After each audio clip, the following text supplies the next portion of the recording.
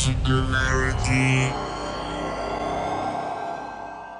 My name is Nicola, and you're watching Singularity One-on-One.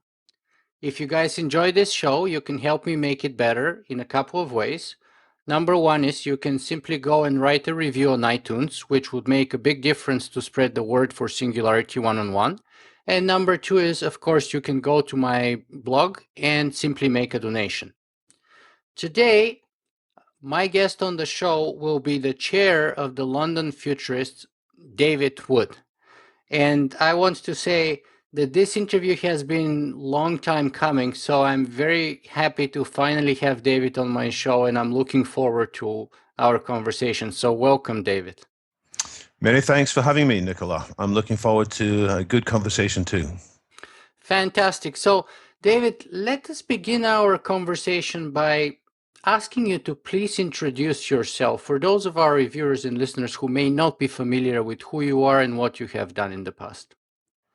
So in the past, I was closely associated with the smartphone industry, 25 years of my life helping to develop ideas of mobile computing through PDAs into the first smartphones and into more complex smartphones.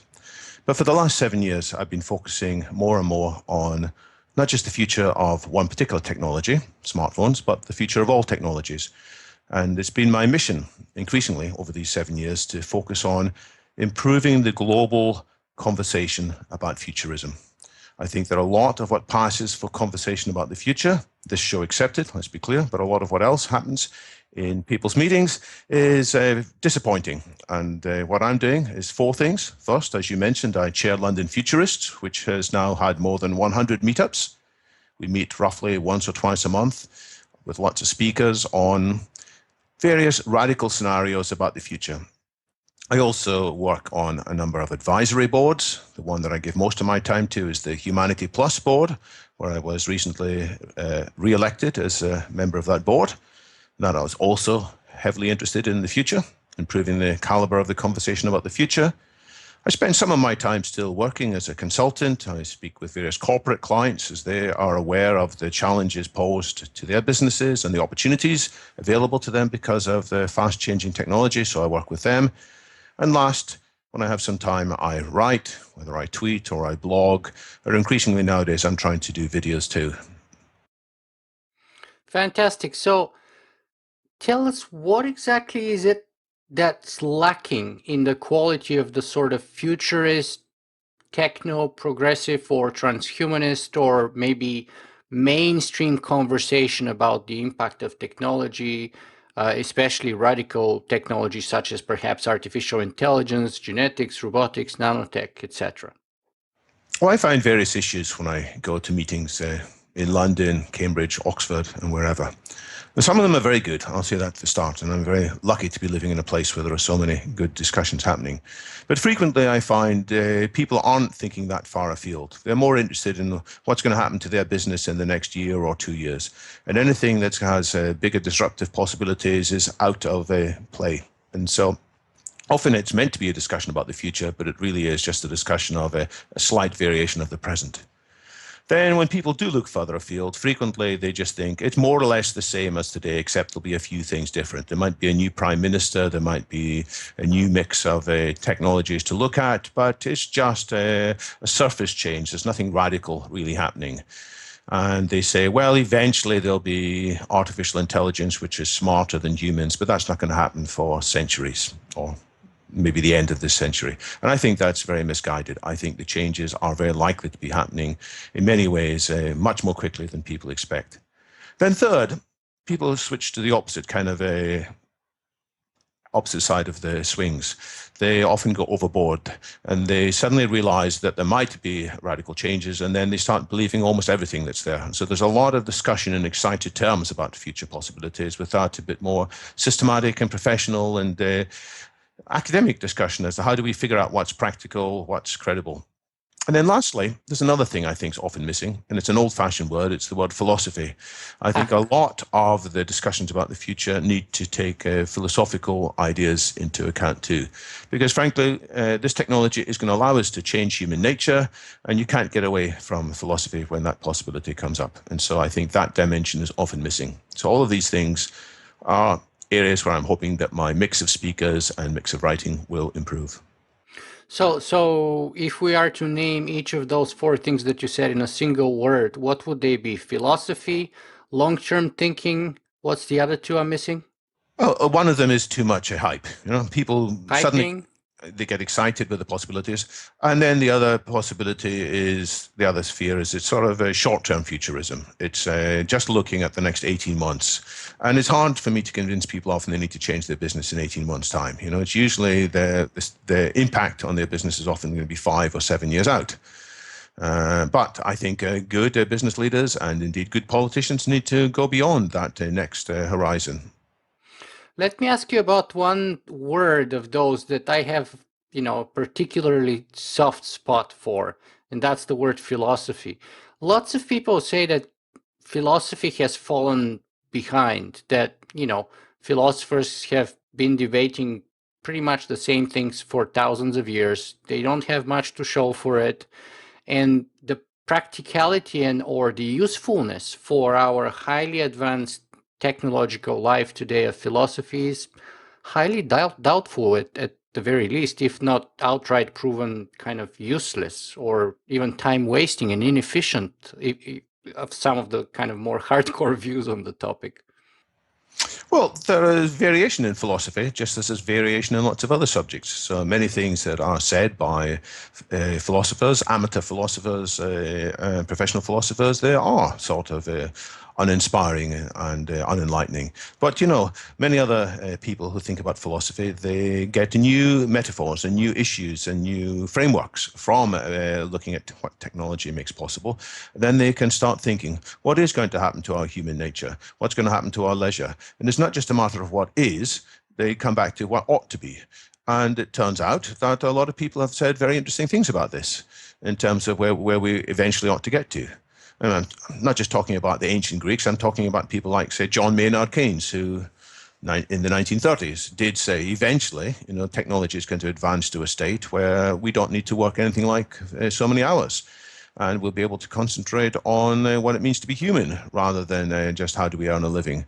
So there's a whole breadth of fascinating things that people have said, sometimes in prose form, sometimes in literature via science fiction and other art forms, which can be, and needs to be brought into this discussion. Mm-hmm. Yeah, and I have to admit, I'm a fan of John Maynard Keynes. I have to admit, very much so, um, and especially what ought to be done for the future, because that pretty much is what ethics is all about, which is kind of the part of philosophy that I'm most interested in. So, would you mind saying a little bit more about that part of your work, and how does it translate ethics from the theoretical realm of it into the real world that you go into every day and consult your customers and so on? So there's a lot of discussion as to what's likely to happen. And the biggest bugbear to my mind in some futurist circles, my biggest thing that I try to oppose is the view that it's all going to happen automatically, that we have no influence over it. There are these iron laws of the future that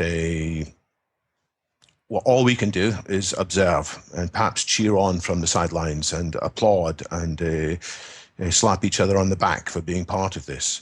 But it is extremely likely that many of these scenarios, if left without disappointing outcomes, very bad outcomes, in fact. So we must get beyond this inevitabilism, and we must look at a whole range of scenarios. So what I do is to try and draw out, here's one possibility, here's another possibility. What are the key parameters here? So you map out a range of scenarios. You study them to see which are baseline credible and which aren't. But then you start saying, well, which ones would we like to be in? And sometimes you need to overcome an initial yuck, initial future shock. When you first start talking about what's possible, lots of people find the shock of the new. Let's even take test tube babies as an example. If you go back 30 years or 35 years or so, when people were seriously discussing test tube babies. And the reaction of many, many people at the time was, well, we don't want that kind of thing, do we? First of all, the church, many people in the church were opposed to it because they thought that these people would be soulless little devils. That's an actual phrase, that they might have the appearance of being human, but they'd be missing some fundamental spark of life. Then many parliamentarians were opposed to the idea too. They just basically said, you know what, we got too many people on this planet. This is in the days when, I mean, still today it's the case, but lots of people were worried about population growth. So they said, no, we shouldn't be bringing more people in. It's bad news. Even most doctors were opposed to it because they saw the pain that was inflicted in the early trials and the poor women who were unfortunately unable to be brought all the way to successful pregnancy. In these days, people lacked the full knowledge of which hormone treatment should be applicable. And eventually, with private funding, I have to say, there was no public funding available to the pioneering doctors. And then what happened is there was a big change in mood, not just realizing what was technically possible, but seeing actually lovely children. They seem to have all the evidence of having a soul in them. And so that, which formerly many people said, oh, we don't want that kind of thing, it's terrible. They were saying, oh, of course it's good. So we have to discuss what's attractive and what's not attractive from many different points of view, and then hopefully people will switch out and see more imaginative possibilities that enhance the human life rather than, as they fear, will diminish the human element in that future in which there's a lot of technology. Yeah, and what you're talking about in vitro babies reminds me very much to a kind of a recent development in the UK about the legalization of three parents babies, which is, I think, kind of the global first, to my knowledge. And of course, it positions Britain as at the forefront of that research, which is very important for a number of reasons. But going back to your previous point about engaging people and kind of choosing which kinds of futures they want to support and realize in their real lives, that's part of the reason why I started blogging actually on the topic, is to sort of incentivize and inspire people to stop being so much spectators, but jump in on the arena and become participants rather than merely observe. So, uh, connecting that to your own personal kind of engagement with the topic, on your LinkedIn profile, I think it was, where you say you're both a catalyst and a futurist. So perhaps here it is where you can tell us a little bit about the catalyst part. So a catalyst is this term from chemistry which allows reactions to run faster but doesn't actually introduce extra energy. The energy is there in the environment, and suddenly the presence of the catalyst changes possibilities. So I sometimes say I'm not an evangelist, although I must admit I do behave evangelically sometimes. I get excited. An evangelist says, over there, this is where we should go. I am the way, the truth, and the life. Follow me. A catalyst just poses lots of questions. And often the catalyst is by no means an expert in the public domain, in the domain of discussion which is going on there. And so that's what I try to do. I think one of my skills is to ask good questions, as well as to paint pictures. But then it's the environment as a whole suddenly comes to life. If I find out why people like the London Futurist events that I do, and there are many other discussion groups they could go to in London, it's often because of the audience. And the audience is there in part because of the questions that I pose and the questions that the audience poses. So there are, over the years, the audience I've come to know, many of them, I know who's likely to ask a good question. So when I see somebody putting their hand up, then I'll bring that in. And it's the questions that will bring the discussion forward. And then finally, we will see things in a new light. So that's what a catalyst is there for. Mm-hmm. So then I can hopefully aspire to be a catalyst myself by hopefully asking good questions, because in the end of the day, that's what Socrates himself was all about, asking good questions. And we actually do know very well that the kinds of questions you're going to begin with are going to eventually lead you to the types of answers you're going to get. So the question is perhaps the part that we should spend even more time on than the answer itself. Exactly so. And that's also what I saw in my history in the mobile phone industry. that many times people would come up with a kind of a feature. They would come up with a requirement. They would say to us, you guys, you're doing this operating system. Make sure you can put support in your operating system for a particular feature. And we found that the best results came when we would try and get behind their thinking. So, okay, you want this new protocol in there. What have you got in mind for that? What is the actual thing you're trying to do? And sometimes our customers didn't want to share that kind of information with us, but when we could persuade them to share their thinking, often we could come up with a much better solution. All right, we don't need to do this very complicated thing that you've asked us to do, because actually we understand the capabilities of the platform. We see what the phone is going to be able to do. Now that we understand your desires, and we've teased out which requirements are really important by having this Socratic dialogue, I didn't ever use these words, but I guess that's what it is, then we could help them to meet their unstated or understated needs more fully. Yeah, and it hasn't really occurred to me in that specific context before, but now come to think of it, I would say yes. I imagine the kind of the conversation between a consultant and a customer, especially at the outset when you're kind of researching their backgrounds and their field and their industry, will be a very much a Socratic dialogue where the consultant should be asking the question and the customer kind of saying about their aspirations, what they believe in, what the foundations of their industry and things like that. And I think that's a very valuable starting point. But so we kind of figured out the relevance of your kind of background in science and philosophy, the importance of ethics, the kind of experience that you bring in with you that you can utilize in what you do right now with respect to futurism. So where does your kind of thesis in quantum mechanics fit in that whole picture? And does it? I mean, we can see the benefits of all the other things of your background. Where does the quantum mechanics come in? So this is going back further in my past. So before I ever worked in the smartphone industry, I did a degree in mathematics, my first love. It helps me to think clearly and abstractly. I think that's very important. Then I did 4 years in philosophy of science. There's this word philosophy again. And it wasn't just general philosophy. It was what is the basis for the authority of science? What makes science able to give better answers to these questions? In some cases, not in all cases, but in some cases.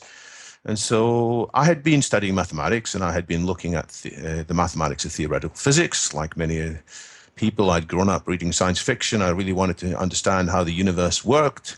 I found that the language of theoretical physics was mathematics, and so I learned mathematics in part so I could do quantum mechanics and general relativity and so on. But then I felt, well, there's something missing here. And then, I mean, people know there's the problem of the interpretation of quantum mechanics, and the mathematics works, but what does it mean? How does the formalism of waves and particles and non-locality and collapsing wave functions and all of that, how does that relate to the real world? And there are different approaches which people have taken. And then other people have sprung up and said, well, you know, this weirdness of quantum mechanics, it shows that there's a role for the human mind after all. It shows that there's a role for a spirit. Just as there's a wave-particle duality, there's a spirit-body duality, and so on. And that led me to look at this field with a more studious eye. So over the course of 4 years, I did a range of topics. I looked more broadly at what makes science different. What's the demarcation principle between science and pseudoscience? You get something like, let's pick parapsychology as something that might be science and might be pseudoscience, or there are other things. How do you determine what's science and pseudoscience? Then I was looking at philosophy of mind. I looked at philosophy of evolution. That stage, there was an awful lot of discussion that maybe evolution isn't as scientific as people have thought. But most of all, I was looking at what does quantum mechanics have to teach us about things like free will and freedom and non-locality. And eventually I reached the view, it wasn't what I actually wanted to start off by thinking, but eventually I reached the view there's a particular interpretation of quantum mechanics, sometimes called the many worlds interpretation, sometimes called relative state or the multiverse. And I reached the view that that actually makes a heck of a lot of sense to all the philosophical problems of quantum mechanics. Now, I could spend 2 hours easily talking about this. It's a fascinating subject. eventually I decided, I could spend the rest of my life doing it, and I probably need to go out and earn a living. But I thought, well, I'm going to get back to this in due course. And I still keep an eye on that field. I read the likes of what Max Tegmark says on this. I mean, he and many other people I admire write very credibly and plausibly, I think, about the multiverse. And I think that this is the most comprehensive and most compelling interpretation of what this fascinating science of quantum mechanics teaches us. But I do note that Max Tegmark writes about lots of other philosophical issues too, and I don't think that's an accident. I think the people who take the questions and problems of quantum mechanics seriously are often led to a philosophical viewpoint as well as just a mathematical viewpoint. But then, as I was saying, I was spending too long trying to finish my PhD. My wife told me, hey, you should start earning money. And she very, very sensibly advised me to spend some time teaching, which I did, and that helped me to become better at doing presentations. And then some of my other friends said, there's this thing called software. You got a good brain. Why don't you learn about software? And so I drifted into the world of C programming and later C++. And that's where I spent 25 years of my life, building ever more complex software systems, learning how to optimize software, learning how to integrate complex software into reliable working systems. And eventually that software ran in millions and then tens of millions, hundreds of millions of smartphones. Smartphones which were made by companies, one of some of the great companies of the world, like Panasonic, Samsung, Motorola, Ericsson, Nokia, Fujitsu, and Sharp. So I worked with people in all these companies, and gradually I got more rounded. I changed from being a kind of a naive technology person into seeing that there are many other factors that influence how technology is taken up and used in companies. And now I'm bringing all of that back into this world of futurism, because I think in the same way, in order to make full sense of the possibilities of technology, there's nothing inevitable about it. It very much matters on how companies do these other non-technical things. We can call them marketing, we can call them execution, and they're all incredibly important. And the companies who do that a little bit better than others will become the beneficiaries of positive feedback cycles, and they will suddenly become more and more successful. And others, which were slightly poorer, will be left behind. And afterwards, we'll all say, oh, that was inevitable, wasn't it? But I don't think it was. I think if a few different choices had been made. So that's what I bring to the broader question of the future of technology. The right choices, good marketing, good execution, by which I mean agility, I mean a lean approach, and I mean the particular discipline of continuous integration. Being able to do all of these things will allow complex technologies to be deployed beneficially for more and more people. Mm-hmm.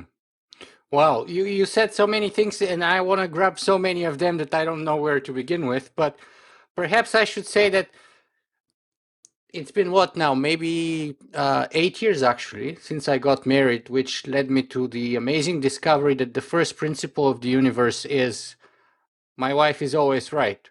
So, as in your case, your wife gave you very valuable advice, one that we cannot ignore. So that's a fantastic discovery. That was a fantastic discovery for me. And even when she's wrong, again, principle number one applies. She's always right. But moving further on, there's a couple of points I want to grab here. So the first one is you said that science is not always the best way to approach issues or problems. What do you mean by that? Can you unpack that for me? Because I'm kind of surprised a little bit by that. I guess what I meant to say is that the technological solution isn't always the best solution, that there might sometimes be simpler solutions to particular problems.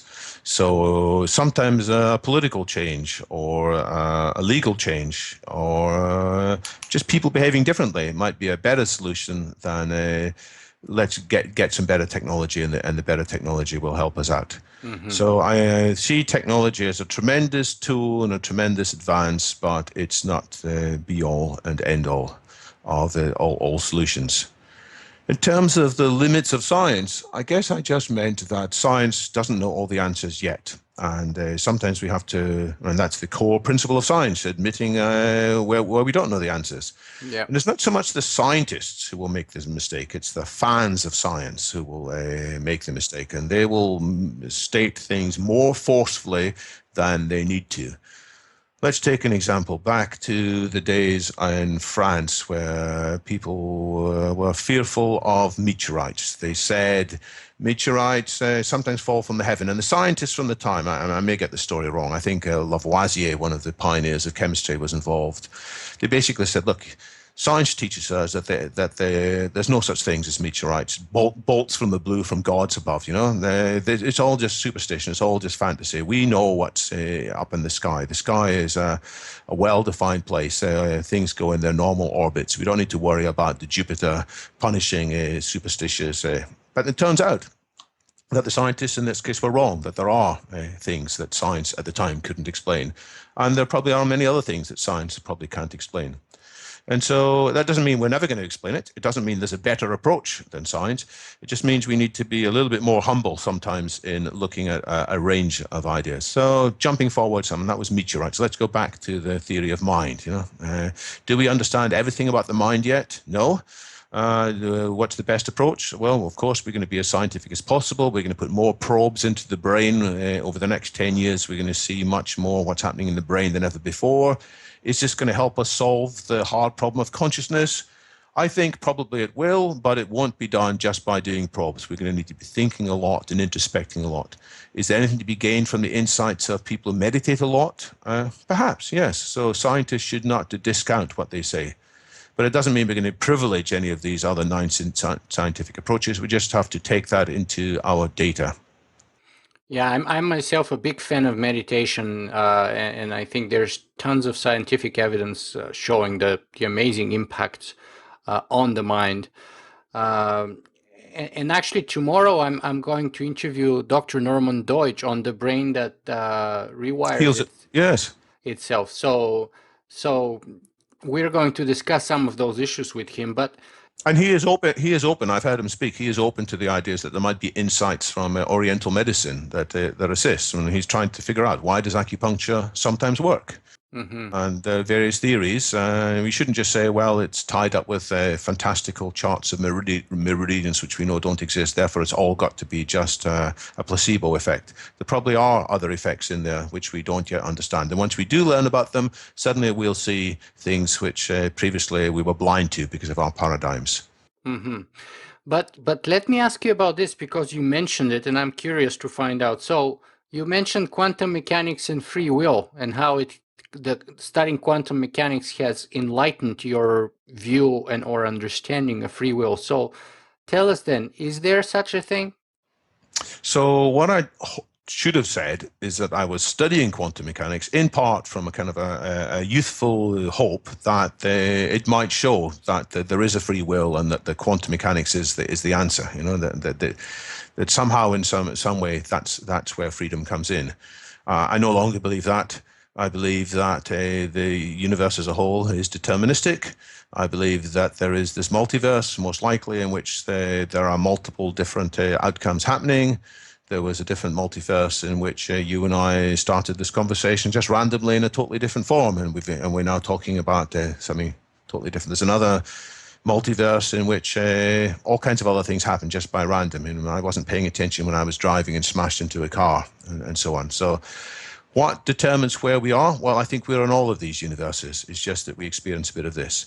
Do I understand that completely? No, I don't understand it completely. I think there's still work to be done there, and that will involve philosophy as well as more mathematical analysis of the different theories that people look at.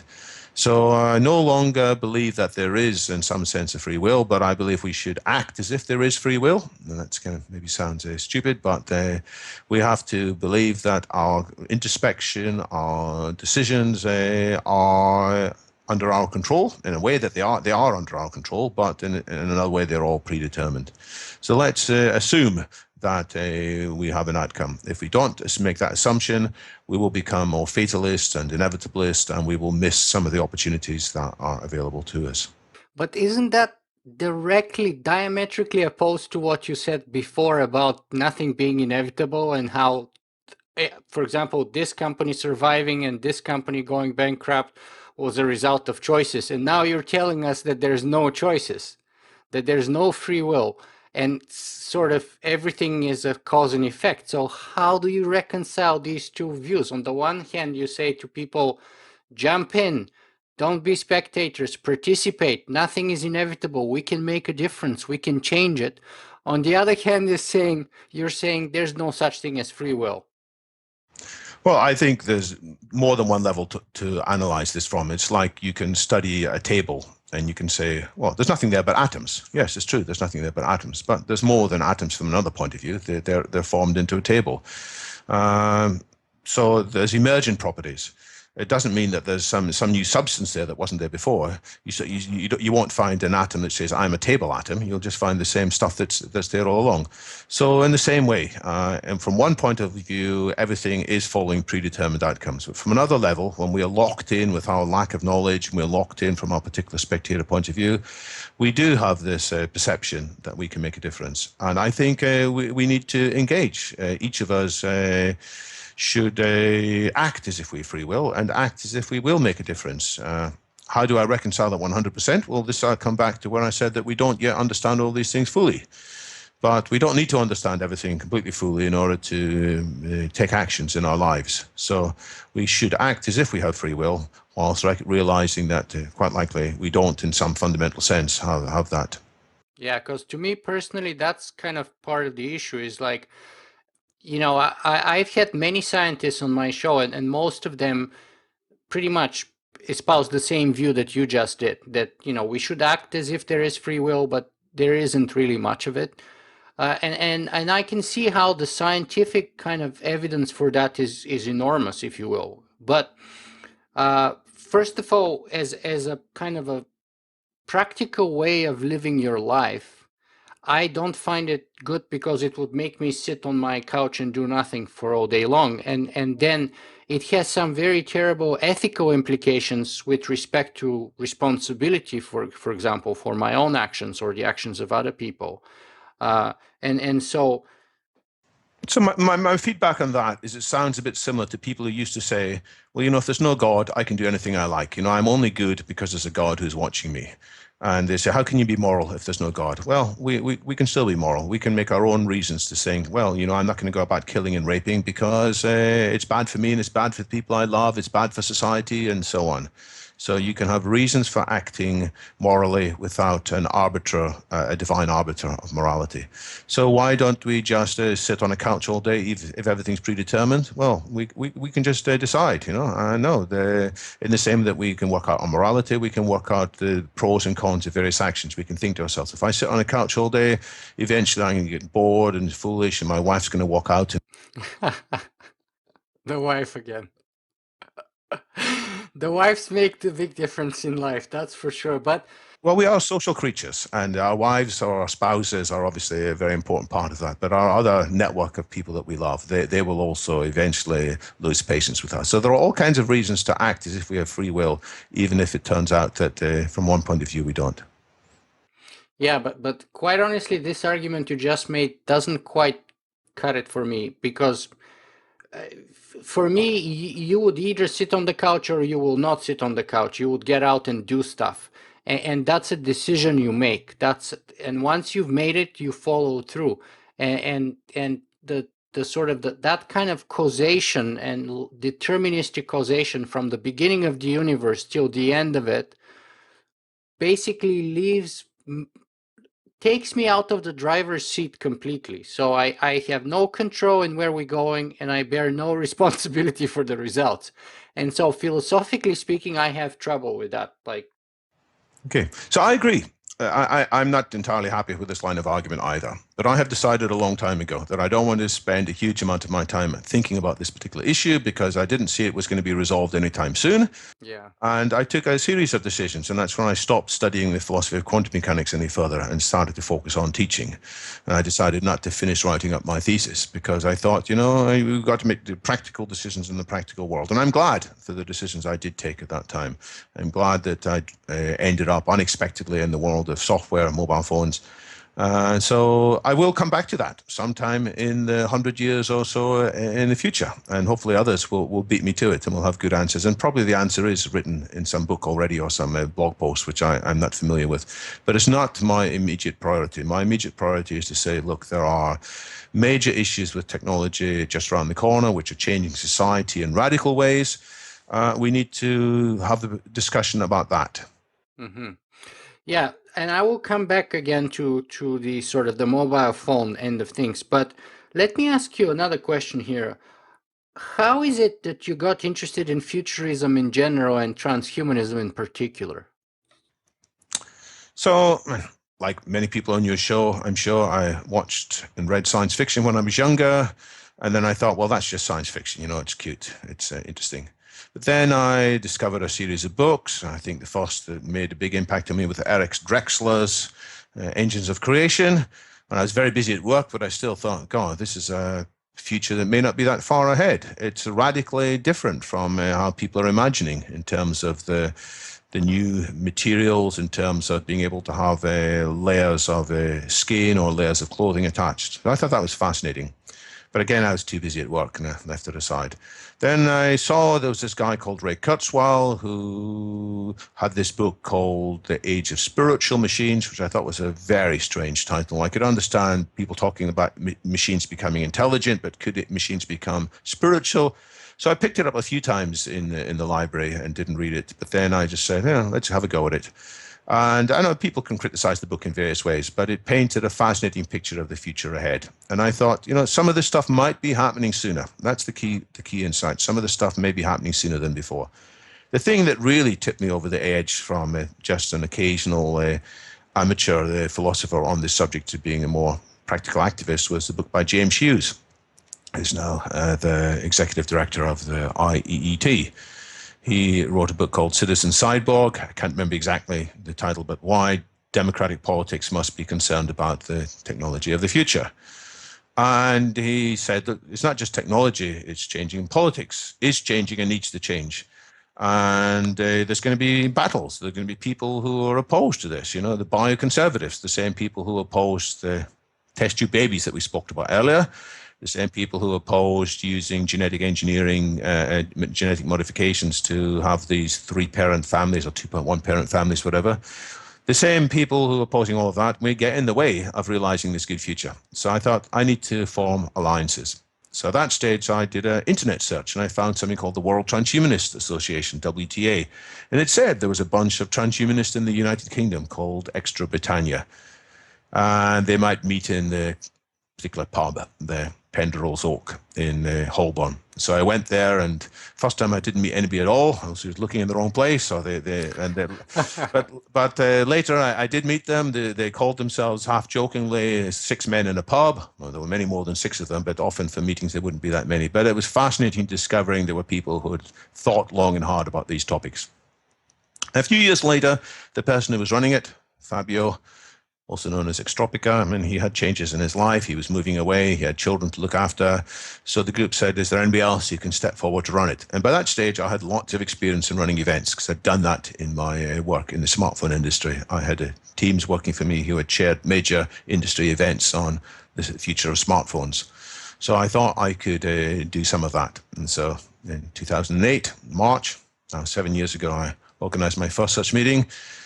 We made many mistakes along the way, some meetings with very few people indeed, but gradually we got better and better at it. When I say we, there's always been another group of people who've helped me out in this. So that's what's led me into it. The realization that the technological impetus that's led to smartphones is part of something much, much bigger.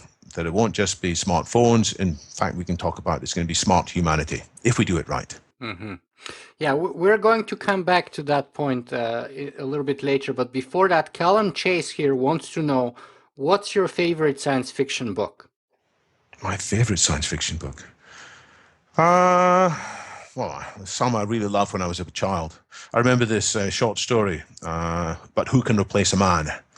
I think it's by Brian Aldiss, and a bunch of grade 2 brains and grade 5 brains, a whole bunch of artificial intelligence robots in the future in trouble because the humans are killing themselves and I'm not sure what to do next. And they thought all the humans had killed themselves and the robots.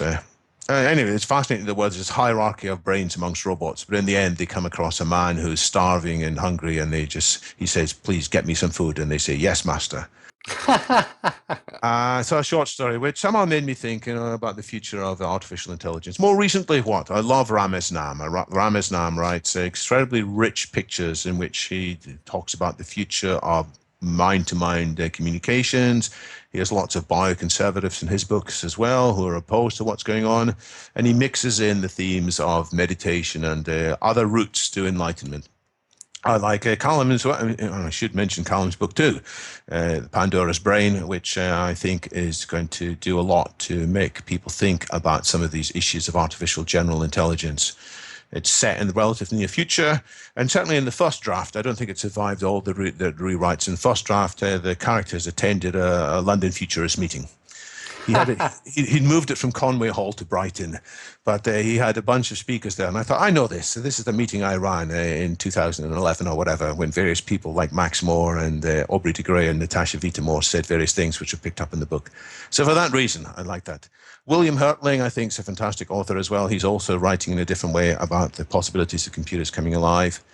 In terms of films, I think the film's actually getting better. I think Chappie is interesting in its own way. I loved it too. It's not going to be endorsed by the South African Tourist Authority anytime soon because it doesn't paint a very flattering picture about some of the suburbs of Johannesburg, but he approaches in an engaging way some of the issues of consciousness. And Ex Machina, or Ex Machina, I don't know how you pronounce it, but that other story about artificial intelligence. So gradually the stories are getting better, and so I like that. There's been a lot of bad stories told over the years in which technological enhancement is always for the selfish and it always has bad aspects and it would always be better in the end if we were just simpler. But I think that story has been played out and people are realizing that the technology can actually have tremendous advantages as well as just the disadvantages. So you think there is that kind of a progress, if you will, positive movement of sort of negativity towards positivity and optimism, even if you will, in sort of the popular mainstream representation of the ideas that we're talking about? I'm seeing some reasons for hope. I mean, there is more understanding of what possibilities technology can offer. And even in the dystopias. So the other film that was done recently by the director of Chappie, Neil Blomkamp, I think his name is. The previous one was Elysium, which in some ways is a terrible dystopia, in which and it's a parable on, I think, many countries' healthcare systems in which the rich get very good treatment and and very bad treatment is available to the rest of the population. But even in that, there's a showing quite an interesting way as to what technology might be able to do with nanobots curing diseases and tracking down cancer. And even at the end of that, spoiler alert, I think some of that technology is due to some political changes made available much more widely. So I think Hollywood is learning, but it's only learning because it's having discussions with serious futurists, and they're listening to serious futurists. So we need to keep on being as articulate as we can in our conversations and highlighting the threats as well as the upsides. And I don't mind them looking at the threats. I just want them to be the kind of the important threats rather than some made up weird threat that is kind of an old yesterday's future as opposed to today's future. Mm-hmm. I think it's on your blog where you say that you spent the past 25 years envisioning and enabling huge improvements in smart mobile devices. And now you plan to spend the next 25 years envisioning and enabling huge improvements in smart humans, or in other words, transhumans. Would you mind saying a little bit about that? Yeah, indeed. In both cases, it was a long project. So smartphones did not come about overnight. When we started, myself and some colleagues in the London in the 1995, 1996, when we started talking about smartphones, everybody said, oh, this is very much a minority interest. Who's going to want to carry around a device that has all these features just for rich technical people or geeky people? And we dared to imagine that they would eventually be adopted, if in due course, by almost everybody on the planet. So I did write a blog post, though it wasn't a blog post at the time, effectively a blog post in 2001 that said, by 2007, there'll be 100 million people in the world using these devices. And by chance, that turned out to be more or less right. But it took a long time getting them. For many years, we'd only sold very small numbers. So these things take time. The exponential curve has a disappointing phase, a deceptive phase, before it has the disruptive phase. And to get it out, to keep it going, you need to do a heck of a lot of things. It won't happen all by itself. It can quite easily conk out and fail. Most exponential curves of technological improvement die because there isn't the kind of feedback cycles to keep them going. But we did manage to see how to keep it going. We managed to see step by step. When I say we, it was the founding team in Symbian, which was sponsored and supported by Nokia, Ericsson, Motorola, and so on. So we gradually saw how to make that technology work better. I think it's going to be exactly the same with the broader technological changes that we futurists and which transhumanists like to talk about, like getting smarter, getting fitter and stronger, having longer lives. It's not going to change overnight, and it's going to have many disappointments along the way. And so it may well take 25 years to make this come about, and it won't be inevitable. There are possibilities in the technology I'm talking pragmatically now. I was going to say from the beginning of the universe, it's all kind of cause and effect, right? So it's going to happen what's going to happen. Well, but if we think like that, then we won't Forget it. participate. Yeah, I'm just joking. I'm just pulling your leg.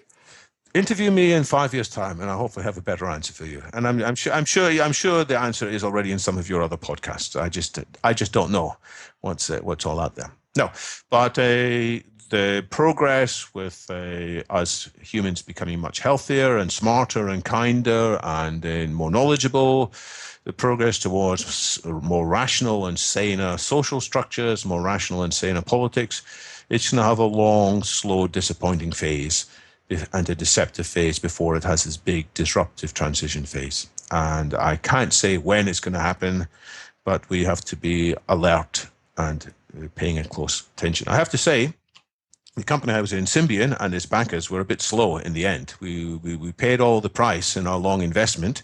We did a heck of a lot of stuff that got the very first smartphones there. But when the industry started moving a lot faster, many of these companies that I worked with, which in some cases, like Nokia, are a fraction now of what they were at the time, they were caught up in inertia. They were not able, despite talking about agility and despite talking about the need to make quick changes, they were too much caught up in inertia.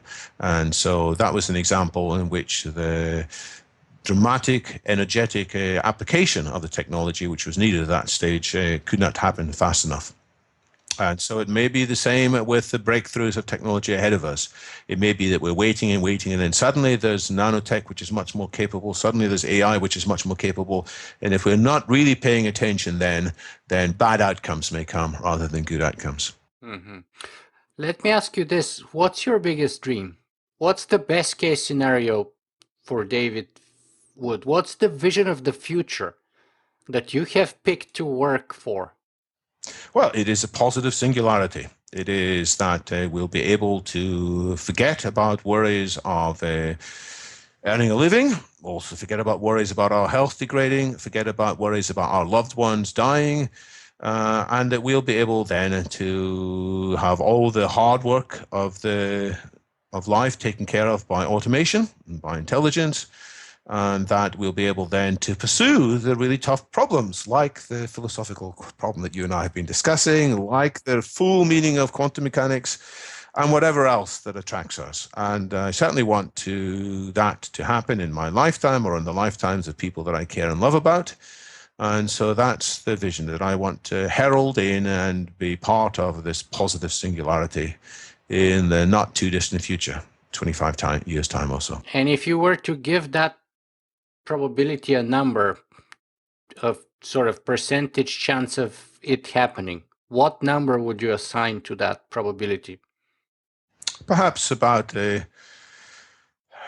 somewhere around about 50%, but it might be slightly higher than 50%. So let this guys go for 60%. But that leaves an awful lot of bad probabilities out there.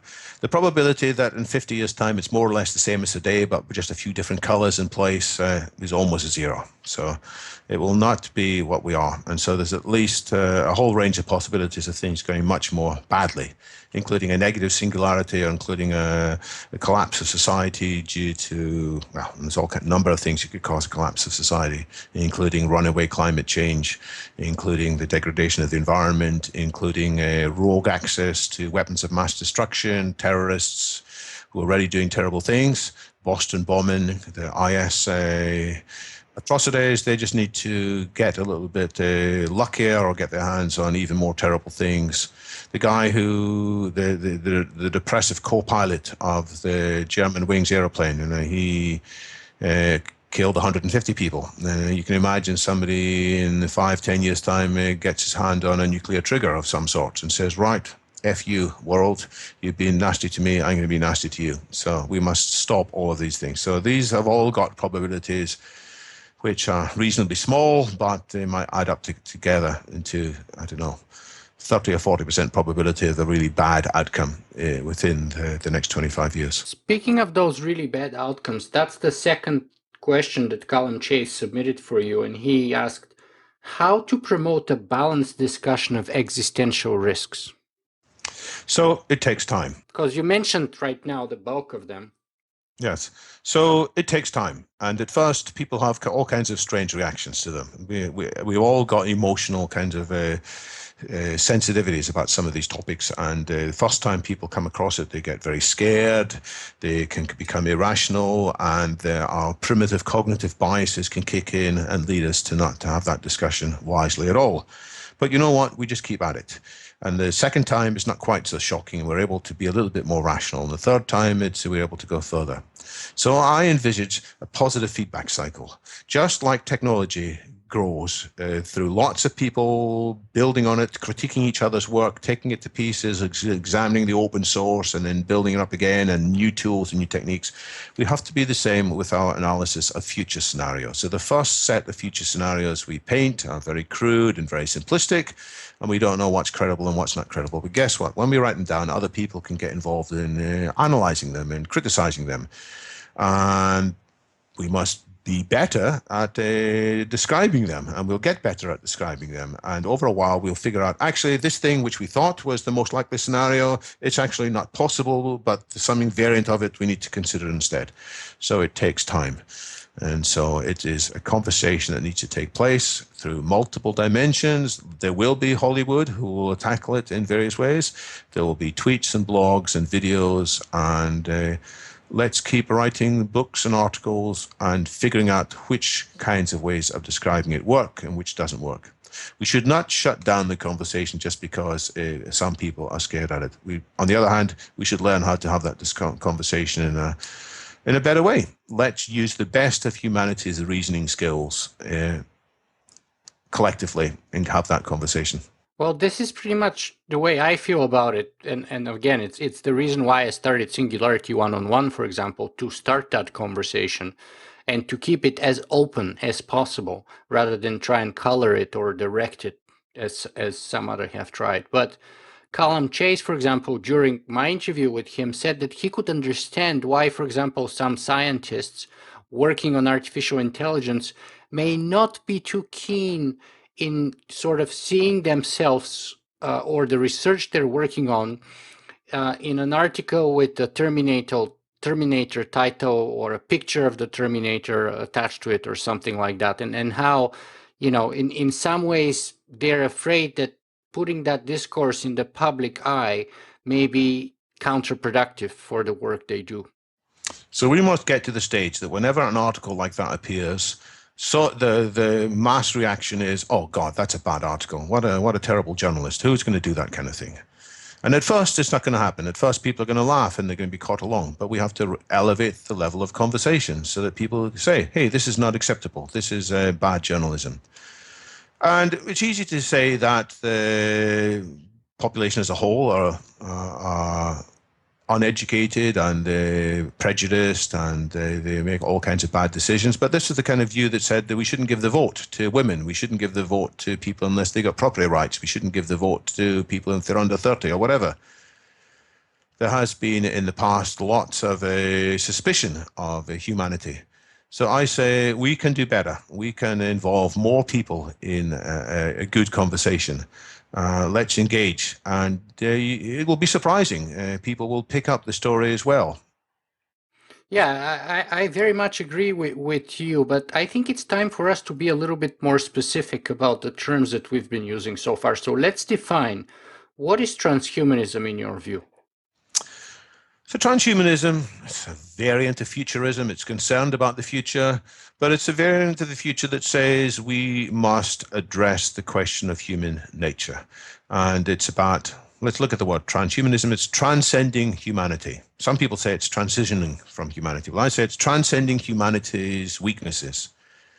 And it says that if we really want the best future, if we want to live as we think we should, we have to realize that the limits that are in human nature, the limits of frailty, the fact that we are biologically going to decay, the fact that we've got cognitive biases, the fact that we're often too angry or too frustrated or too childish, whatever, these things need to be addressed. And guess what? They can be addressed by intelligence, broadly, and intelligence manifested by technology. So transhumanism says we're not at the end of the evolution. We're not the pinnacle of God's creation or whatever. We are at a relatively early stage of what evolution of intelligent life can achieve. And so the future we look forward to is not just technology. It's not just flying cars and hoverboards. It is humans who are more human in the sense of having richer experiences. Mm-hmm. Let me ask you this then. Does transhumanism have a bad name? Or in other words, why, for example, some people, such as our friend Ramesh Naam, don't like the term transhumanism? So his book, for example, was called More Than Human, and he never used that word once, I think, if I remember, inside of the book itself. And we even discussed why he doesn't like the term. And then you have organizations such as Humanity Plus, which kind of evolved from the World Transhumanist Association. So what's the impetus behind that? Is there something negative associated with that term? I think there has been negative things associated with that term, and there are still some reasons that people recoil from the term. And I want to fix these reasons. I want to be involved in making the word transhumanism a great word again that people are happy to use. Because it describes something which makes a great deal of sense, transcending human limitations. But it has got some bad history for a number of reasons. I think in some cases, not so much the leaders of transhumanism, but some of their followers, some of their fanboys, if you like, they have been a little bit unattractive in the way that they presented themselves, or they've allowed themselves to be presented. They've allowed themselves to be presented in some cases as being a little bit too egocentric, just thinking about their own future rather than the future of everybody else.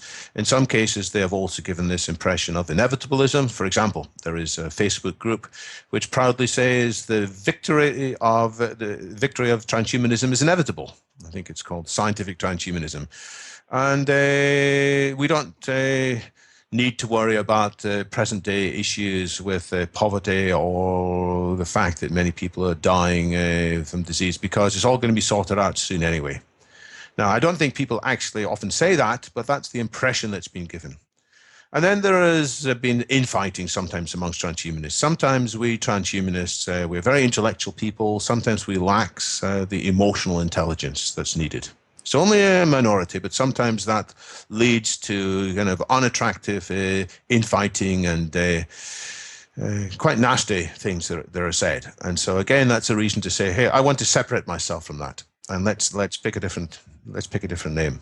Was that the reason why you called your organization the London Futurists rather than the London Transhumanists?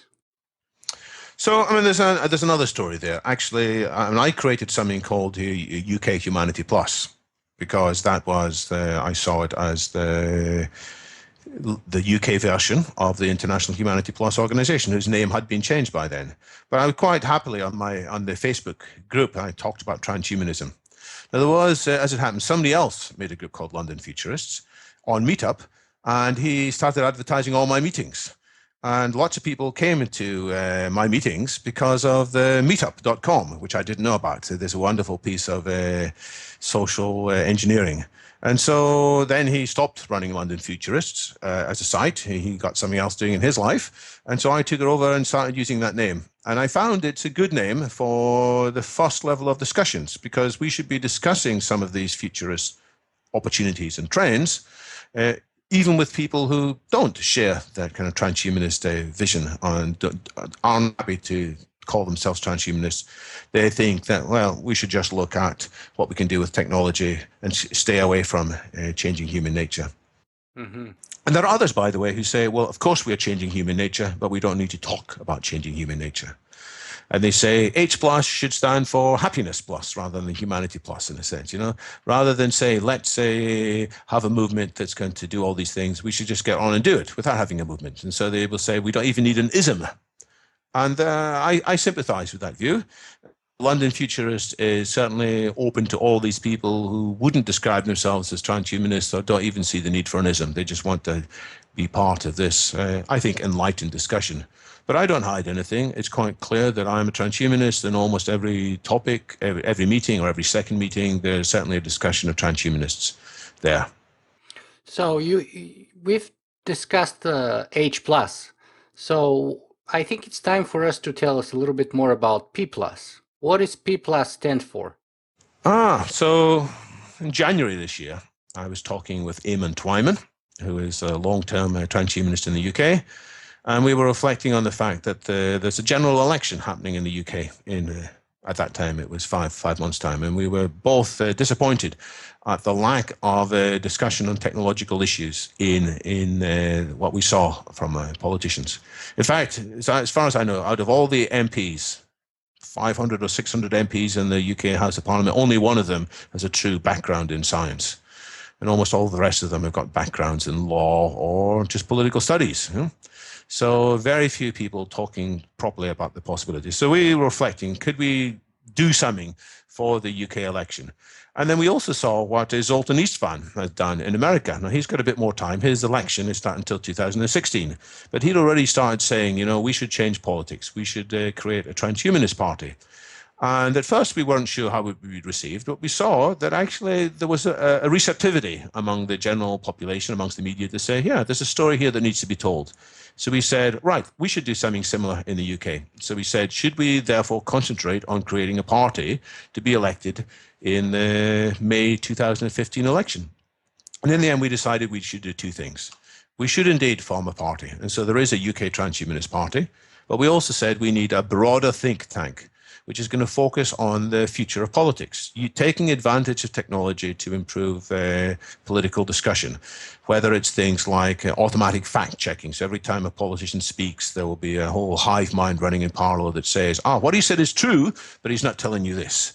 And that's a kind of a vision. So whether it's electronic voting or more generally a better democracy and frankly, policies that will allow technology to flourish rather than being an afterthought. And there's so much that technology could be doing. After all, we're worried about the spiraling cost of the healthcare system, as we should be. It is spiraling cost. Well, guess what? The best way to fix that is to fix aging. You know, that's going to be expensive in the short term, but in the longer term, it's going to take so much cost out of the healthcare system. Prevention is much better than cure.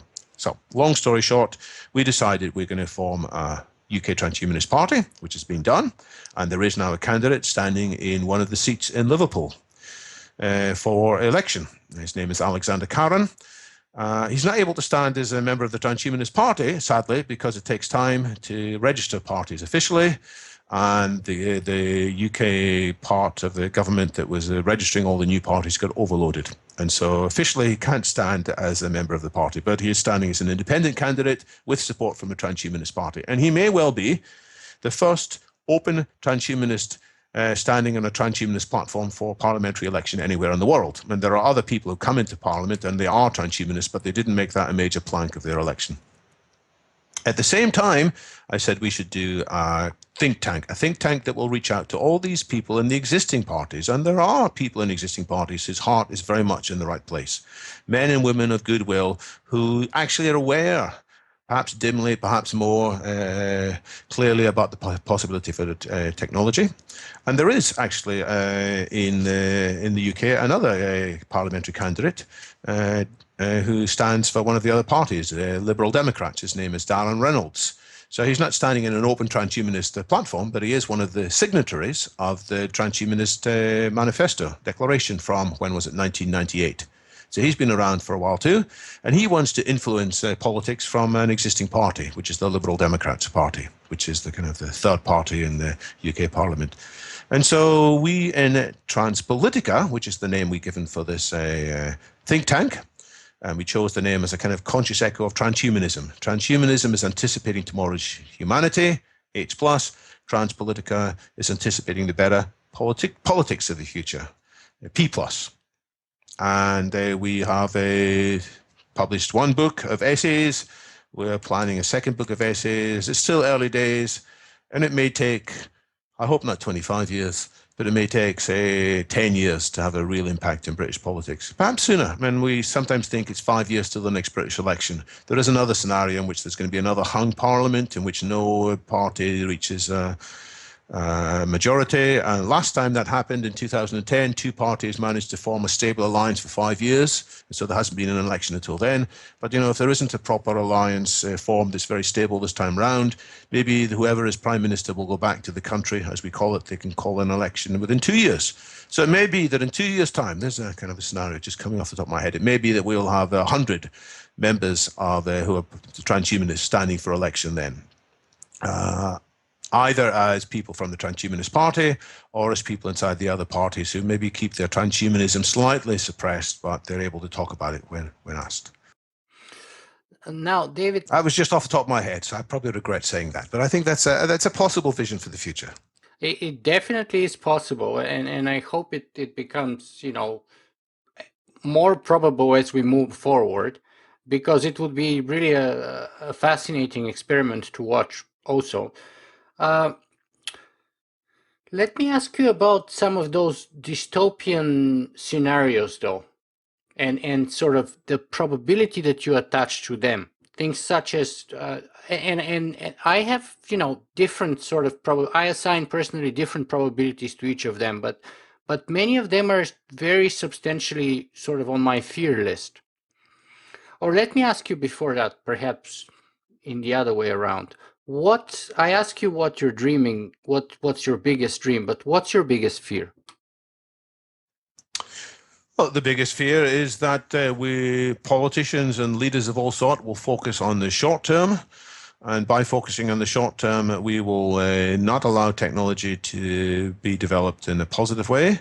And instead, some really bad use of that technology may come around. And so I've talked about the Boston bombers and the IS terrorists and the German wings pilot. I think some level of depression and antagonism and alienation may increase in society in the next few years because of technological unemployment, which means there are fewer well-paying jobs for the middle class, as it were, and more people have to work for lower salaries or can't get into the workforce. And some of these people who have high expectations, and many of the people, by the way, who are leaving Britain and going to join IS in Syria and Iraq, they're quite well educated. They're grade A students at A level. So they are not foolish and stupid, but they are seeing things they don't like in present day society. And it's not just they think there's too much decadence and the people are going around in miniskirts and playing pop music. It's not just that. They feel that the aspirations of people to a better life are being blocked because we just got a focus on GDP, focusing on improving the economic situation, focusing on austerity, focusing on profits for corporations and not really worrying about the impact on the environment. So there are all kinds of reasons, and we can believe and accept some of them, and others are imagined and exaggerated. But for all kinds of reasons, people are increasingly alienated and angry. And especially if the state acts in a more brutal way, if the state is got more surveillance, if the state is spying more vividly, as we found out is happening by the revelations from Edward Snowden and include GCHQ. And if some of that is picked up in a very negative way, we might get more angry people. And some of these angry people will turn to other ideologies. And I particularly fear, I think, fundamentalist Islam is a strand of Islam. I think there are many wonderful wonderful Muslims. I think they're mistaken about their about their belief in God and so on, but I think they're wonderful people. But there is also this strand in Islam, which is an authentic strand. It's not a perversion. It's an authentic strand in Islam that says, we should be fighting this jihad and we should be accelerating towards apocalypse in some sense. And so some of these people who are more alienated might do really bad things with the weaponry they can get their hands off in ways that we can't yet anticipate. After all, they surprised us with what they did on YouTube. Suddenly they were extremely slick and effective by putting around these videos of brutality, which have been in some ways well shot. They're very social savvy, and they're very good on the technical end of things. It's really impressive, I have to say. But let me focus a little bit more here on one of the issues that you mentioned, which is technological unemployment, because that's an issue that I'm probably ranking with the top 3 issues that I'm really concerned about, together with, let's say, environmental degradation and climate change. Technological unemployment is another major issue for me. So there's 2 camps of people. One of them gives the classic sort of economic argument. Peter Diamandis is probably one of the sort of most vocal proponents, which is to say, if you look back 150 years ago in America, I don't know, what was it, 60% or 95% of the population was involved in farming. Today, it's like less than 2%. So, through industrialization, we have managed to create more jobs that we have managed to destroy. Now, I accept that argument has been true maybe for until about 20 years or so ago. And my concern is that that does not hold true anymore, personally. And that today, unfortunately, the good, profitable, well-paid jobs, more are destroyed than they are created. So whereabouts do you stand on that as a futurist? Well, I think there are more than one scenario, but the scenario you have painted is the leading one, the one that's most likely to come about. Because unemployment isn't as high as some people might have thought, but that's often because many people are actually unemployed, but they're doing a very low paid job. So they're doing jobs less than their aspirations. And so some of the true figures may be hidden. And also it is a smaller and smaller number of people who are benefiting fully from the full power of technology. The 1%. Perhaps it's 1%, perhaps it's 5% or 10%, but the idea that, the society will adjust assumes that there is time to adjust. And if the technology is accelerating much more quickly than before, then suddenly it's not possible.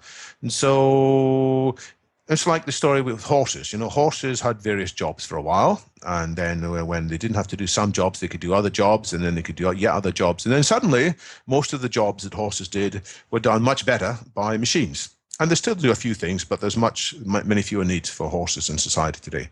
So today, humans can be reskilled to an extent, but guess what? It takes time to reskill, and during the time that we reskill, it might be that automation, robots, software will improve faster than we have been able to improve. And that's sort of another definition of singularity. Yeah. That the machines are improving faster than humans were able to do. And as a result of that, there'll be much less to do. Now, what's going to happen? Marshall Brain talks about this in his new book, by the way. He's the How Things Work guy. He's written this and released a week or 2 ago. I think it says something like the rise of the second intelligent machine and how humans will be as irrelevant as cockroaches in the future, which is a kind of a wow thing to put on your page. But he points out, that there's a range of things that computers aren't yet able to do well enough, but they're on the point to be able to do it. Things like computer vision. So even the cars that are driven today, they're not using much computer vision. They're using a whole bunch of other things to figure out what they may or may not be seeing. But once computer vision moves forward, as it's likely to do in the next 10 years, a whole range of jobs which humans are currently doing won't be able to do. And some futurists, and I'll come back to my criticism of many futurists here, some futurists say, that's all right, there'll still be all the creative jobs left because you'll never get creativity out of a hunk of silicon.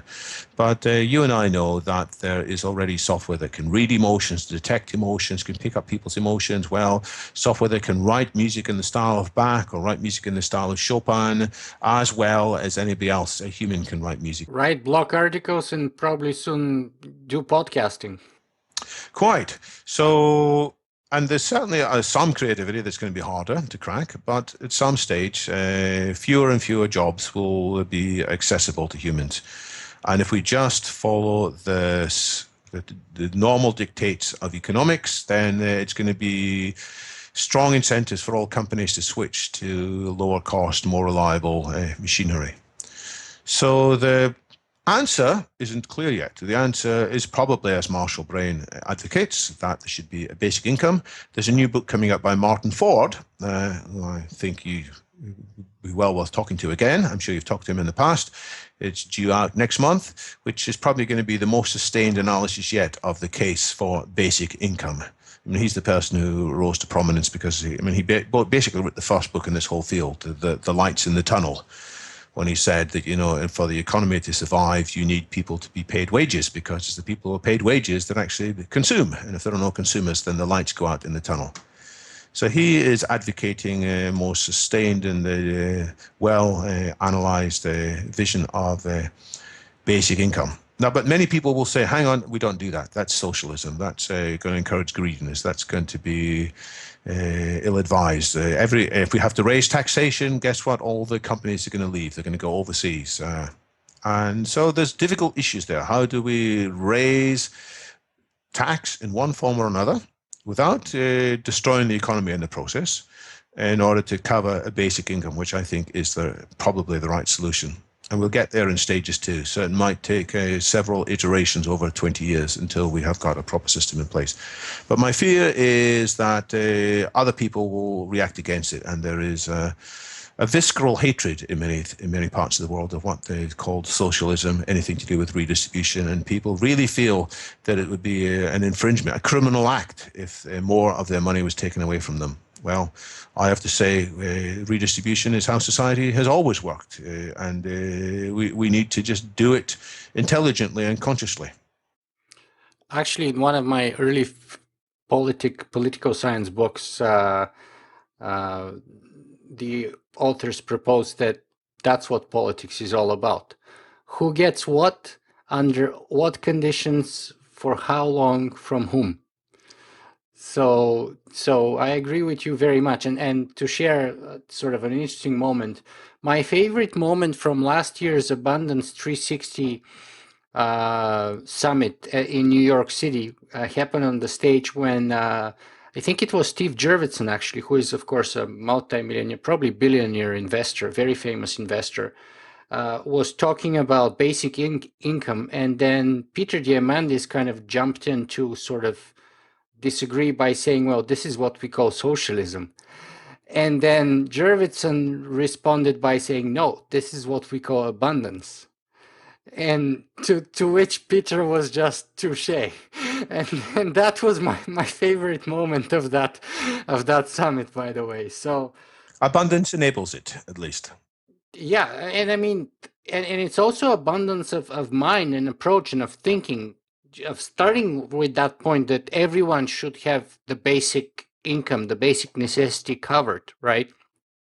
So I really enjoyed that moment, I have to say. But and clearly that would suggest that I am myself very much in support of the idea of basic income. Um, so what does that say about capitalism, though, in general? Because one of the things about unemployment is that you need certain amount of unemployment to sustain economic growth, to sort of have competition between workers competing for wages, and sort of it's one of the important elements of properly functioning capitalism. So what's that saying about the future of capitalism? So I'm not opposed to capitalism. I don't think capitalism is evil by any means. I think capitalism has done incredible, wonderful things in terms of developing all kinds of solutions. And I saw that myself, and of course, in my own history in the mobile computing and smartphone industry. Capitalism motivates many people to work hard in a particular way, and allows you to figure out which features work and which features don't work. But I'm not a fan at all of unregulated capitalism which is left to do its own thing, which will naturally lead to monopolies and cronyism and whatever. So the state has to intervene, and the state should be making the policy decisions about what's acceptable and what's not acceptable. And we already have rules and say, well, people can't work a certain number of hours if they're children. You know, you might want to send your child to work for your business, but you've got to educate them, and so on. So there are restrictions. In terms of do we need a whole bunch of unemployed in order for capitalist companies to be able to find new people to work in their business? I don't see that at all. I mean, you can certainly hire people from existing companies. In any case, what I think will happen is that people will work for much smaller amounts of time. And so people's businesses, they won't depend on lots of people working 70 or 80-hour weeks. They'll be able to work with people overseeing robots and computers in a much smaller amount of time. And so what we'll have is that people will be doing studying and podcasting and studying philosophy and studying mathematics and exploring, and some of the time for their own desires, not for money particularly, but for their own desires. They will be doing work that they love. Yeah, because the classic, of course, argument here in North America, especially in the United States, that's usually given is that, you see, if you have basic income, then people would have no incentive to work at all. They would just sit on their couches, play, video games all day long, or just watch soap operas and do nothing in their life. And of course, we know from, let's say, societies such as Norway, in where you have in some cases 2%, in some cases 1.5% of the population is unemployed, and they do have a very strong sort of social system which is very kind of basic income like in its nature, and yet people still do choose to work and make a difference. And they do so in fields and in vocations where they're inspired to be a part of, and be more creative, and actually care more about the outcome, I think. And let's be scientific about this too. Let's do some experiments and let's figure out what works. I think there will be a knack to setting the right amount of basic income. Let's not go overboard at first. But the evidence, not just from Norway, there's a very interesting study that's been published recently from India, in which all the economists in the beginning, they said we shouldn't do this experiment. People who are going to get money, they're just going to take it and spend it on trivial things, and they're going to not work. Well, the controlled study in this groups in India, it's written up in various places. There's a book that's just come out about it. They showed that people were in many cases using that money to start new businesses.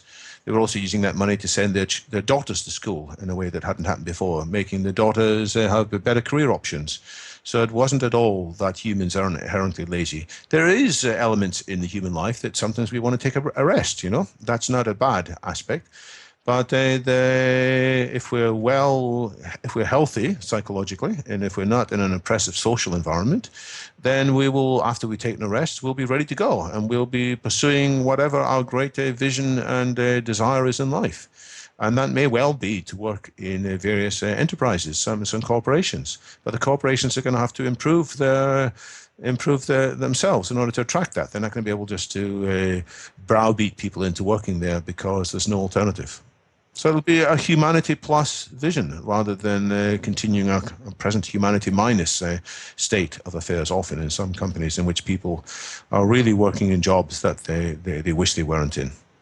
Yeah, absolutely. And that reminds me a little bit to what Aristotle said once about having to go away or take a break from philosophy so that you can come back to it and do even better philosophy afterwards. So he was saying that taking time off is very important. But going back to my point about capitalism, the more important point that I was trying to make is that I agree with you that capitalism is kind of, I mean, coming from the sort of the socialist world, the behind the iron curtain, growing up behind the iron curtain, you know, I would agree with you entirely that capitalism has been definitely the more productive sort of social system for the 20th century.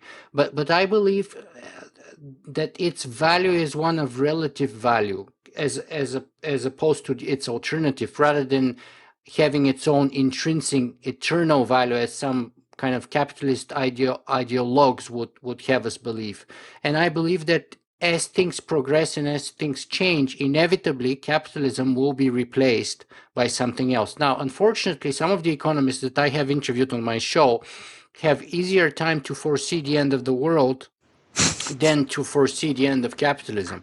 So my question to you was, as a futurist, was pointed more towards that direction. Like, can we see the end of capitalism and perhaps something coming up behind it? Well, yes, then there is the so-called third way, the collaborative, voluntary sector, which futurists such as Jeremy Rifkin have talked about. So it's not that capitalism is going to be switched off, but that an existing part of life, which is this voluntary sector in which people give time voluntarily, they don't ask for money when they go and help out the school sports activities as a parent, that will probably grow, and people will be giving free software releases more and more. And so the capitalist economy, which is based on scarcity and still a price mechanism, will coexist with another sector, the voluntary sector, which is based on abundance and which will grow in scale. A hybrid system of a sort. And in due course, who knows whether capitalism itself will dwindle. But I entirely agree that we, people who think we can do better than evolution, if we think we can do better than natural selection in terms of how the human body can be evolved in the future, we should be able to do better than the free market too. Because the free market, just like natural selection, has got all kinds of nasty side effects. And evolution red in tooth and claw, the free market red in tooth and claw. There's lots of pain and bitterness and victims there. In each case, I mean, the analogy is quite interesting. In each case, we have to be careful because evolution often is wiser than we thought we were. And we may rush in kind of with a kind of a naive, I mean, this goes back to my first point, sometimes we are too naive in our application of technology. We don't understand the full system effects. So let's not be too hasty to dismantle what Darwinian evolution is doing.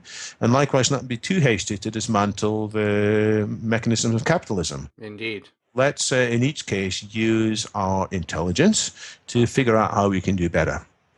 And let's not have, my take on it is, let's not have an ideological sort of attachment, but rather a scientific approach of test, experiment, adjust, and adapt. That's my take on it. But anyway, David, we've been talking for about 90 minutes. Wow, time's flying so fast here. I cannot believe it. So unfortunately, it's time for us to wrap this conversation up. But let me ask you, what's the best place for people to follow, to find more about you and follow your work? So I have a blog, dw2blog.com.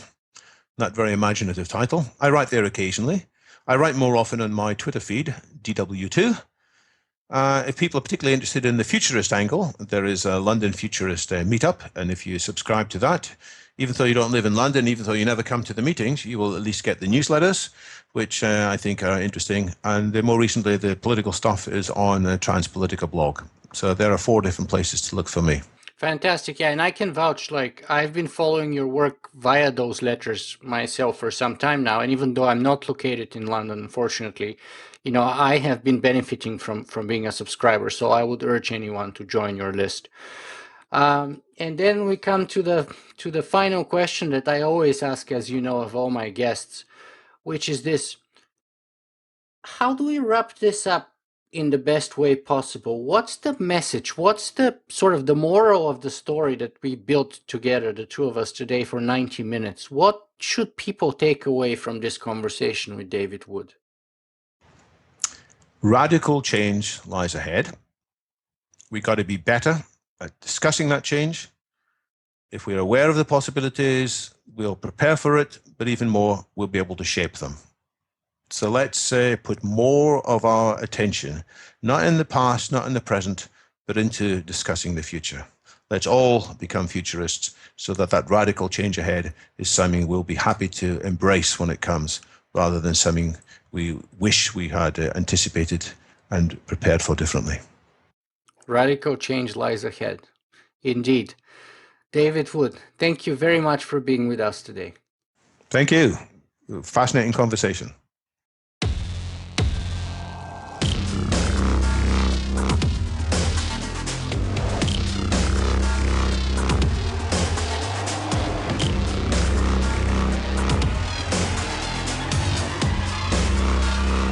Singularity.